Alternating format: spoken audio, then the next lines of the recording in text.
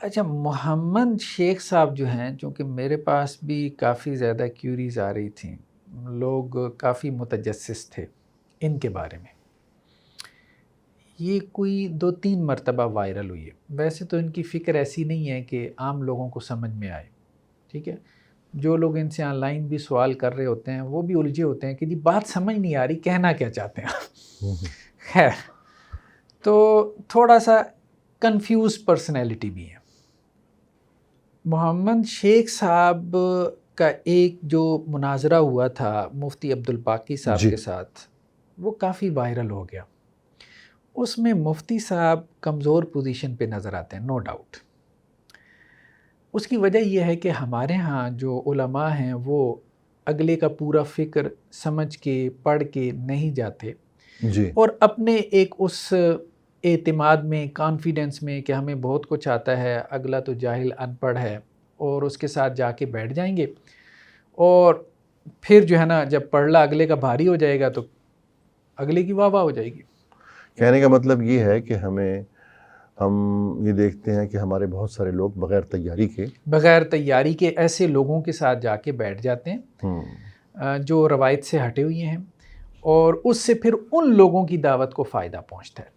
تو بالکل ان کو کوئی سن ہی نہیں رہا تھا، آپ میری بات سمجھ رہے ہیں؟ جی ان کو کوئی سن ہی نہیں رہا تھا، مطلب یہ تو ایک جسے کہتے ہیں نا نسیہ منسیہ، بھلائی گئی ایک پرسنالٹی تھی، جی محمد الشیخ، اور نہ ہی ان کی باتیں کسی کو سمجھ میں آتی تھیں۔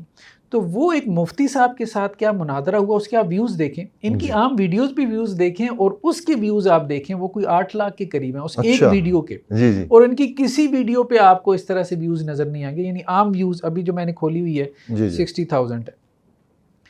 تو کہنے کا مقصد یہ ہے کہ ان کے اتنے ویوز نہیں تھے۔ ایک تو یہ ہے کہ وہ مفتی صاحب نے ان کو وائرل کروا دیا، مفتی صاحب سبب بن گئے۔ ہاں، دوسرا ابھی پچھلے دنوں انہوں نے کوئی جو ہے نا وہ قادیانیوں کے حوالے سے ان کی ایک ویڈیو آئی تھی، ایک قادیانی جو مربی تھے ان کے ساتھ، اس میں یہ بظاہر نظر آ رہا ہے کہ جی یہ غالب آ گئے اس قادیانی کے اوپر، اس سے یہ وائرل ہو گئے۔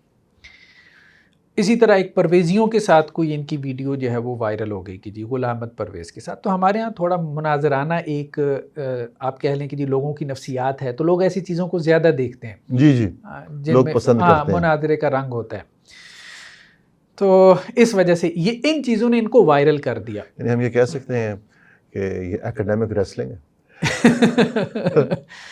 تو خیر، کہنے کا مقصد یہ کہ ان مناظروں نے ان کو وائرل کر دیا، ایک تو مفتی عبدالباقی صاحب، دوسرا وہ احمدی مربی، اور تیسرا جو ہے اچھا اس میں بھی کئی لوگوں نے مجھے بعد میں کہا کہ ہم نے تو یہ سمجھا کہ یہ قادیانیوں کا کیا کر رہے ہیں جی، رد کر رہے ہیں، تو یہ سمجھ کے ہم نے سبسکرائب بھی کر دیا۔ بعد میں جب 2-4 اور ویڈیو آئیں تو ہمیں تو پتہ چلا کہ یہ تو کوئی اور ہی طرف جا رہا ہے معاملہ۔ آپ بات سمجھ؟ جی بالکل۔